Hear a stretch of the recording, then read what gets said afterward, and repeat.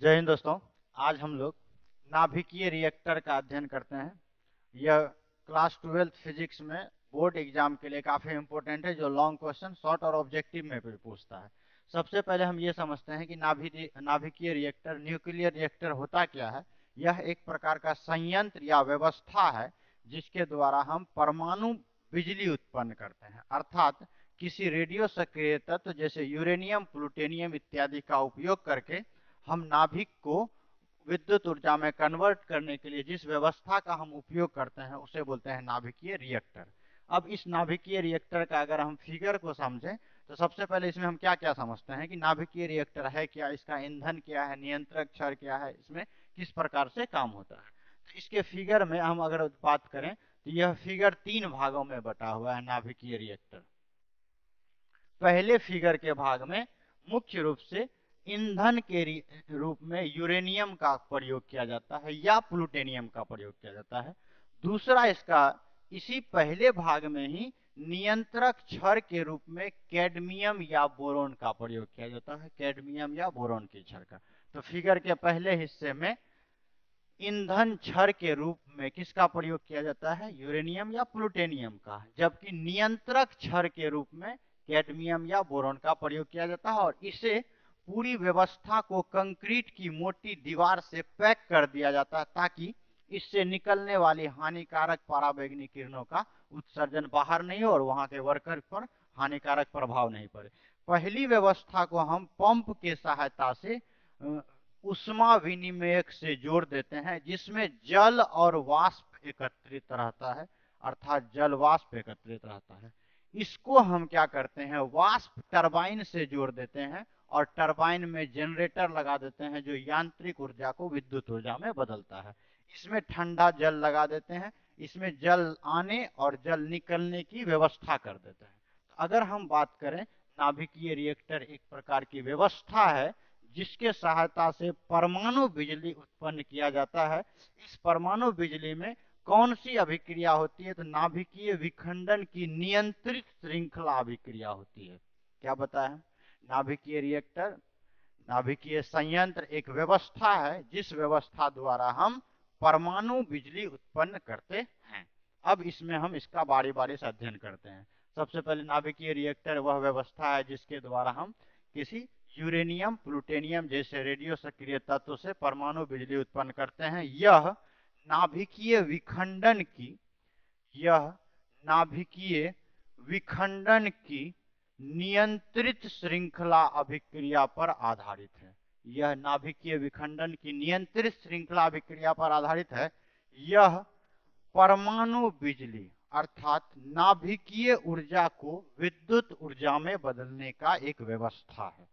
ठीक, इसके बाद अगर हम बात करें, इसमें ईंधन के रूप में, नाभिकीय रिएक्टर में ईंधन के रूप में यूरेनियम 235 या प्लूटोनियम 239 का प्रयोग किया जाता है जिसका नाभिकीय विखंडन होता है। अब इसमें नियंत्रक एवं सुरक्षा क्षण के रूप में, कंट्रोल रॉड के रूप में कैडमियम या बोरोन की क्षण का प्रयोग किया जाता है। ये कैडमियम या बोरोन की क्षण क्या है, नियंत्रक क्षण के रूप में ये कैडमियम या बोरोन का क्षण का प्रयोग किया जाता है, जबकि ईंधन के रूप में यूरेनियम और प्लूटोनियम का प्रयोग किया जाता है। कंट्रोल रॉड क्या करता है, अभिक्रिया को नियंत्रित करता है। जैसे ही अभिक्रिया स्टार्ट करना है, नियंत्रक क्षण को बाहर निकालते हैं तो न्यूट्रॉन उत्सर्जित होना प्रारंभ हो जाता है। जैसे ही नाभिकीय रिएक्टर में नियंत्रक क्षण को वापस से डाला जाता है फिर अभिक्रिया बंद हो जाती है। अब इसके बाद नाभिकीय रिएक्टर में शीतलक के रूप में, कूलेंट के रूप में उसे ठंडा करने के लिए हवा, जल, कार्बन डाइऑक्साइड का प्रयोग किया है। सिर्फ ये भी पूछता है कि नाभिकीय रिएक्टर में कूलेंट के रूप में किसका प्रयोग करते हैं, जल, हवा या कार्बन डाइऑक्साइड का प्रयोग करते हैं। इसके बाद नाभिकीय रिएक्टर जो होता है, ये पूरी व्यवस्था, परिरक्षण का मतलब होता है सील्ड, पूरी व्यवस्था सील्ड होती है। इसे कंक्रीट की मोटी दीवार से पैक कर दिया जाता है ताकि इससे निकलने वाली हानिकारक किरणें वहां काम करने वाले वैज्ञानिकों पर या वर्कर्स पर हानिकारक प्रभाव न पड़े।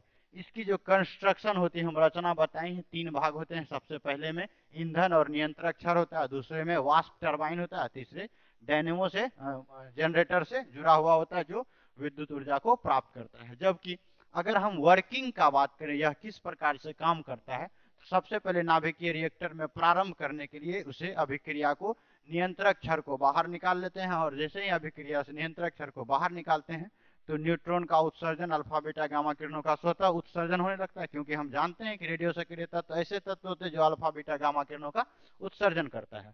इस प्रकार से जब नियंत्रक छड़ को बाहर निकाला जाता है, अभिक्रिया प्रारंभ हो जाती है। जैसे ही वापस से उसमें प्रवेश कराया जाता है नियंत्रक छड़ को, फिर अभिक्रिया बंद हो जाती है, क्योंकि नियंत्रक छड़ कैडमियम या बोरोन का बना होता है जो न्यूट्रॉन का अवशोषण करने लगता है। इसका उपयोग हम क्या बताएं? सबसे पहला उपयोग नाभिकीय ऊर्जा को विद्युत ऊर्जा में बदलने में, न्यूक्लियर एनर्जी को इलेक्ट्रिकल एनर्जी में बदलने में। दूसरा, वैज्ञानिकों द्वारा आर्टिफिशियल रेडियो एक्टिव सब्सटेंस के या रेडियो एक्टिव पदार्थ के निर्माण में। इसका डिमेरिट्स होता है। डिमेरिट्स ये हो गया, इससे हानिकारक विकिरण का उत्सर्जन होता है। हानिकारक विकिरण जो होती है हमारे शरीर के लिए हानि पहुंचाती है। इससे सुरक्षा सावधानी बरतने की जरूरत।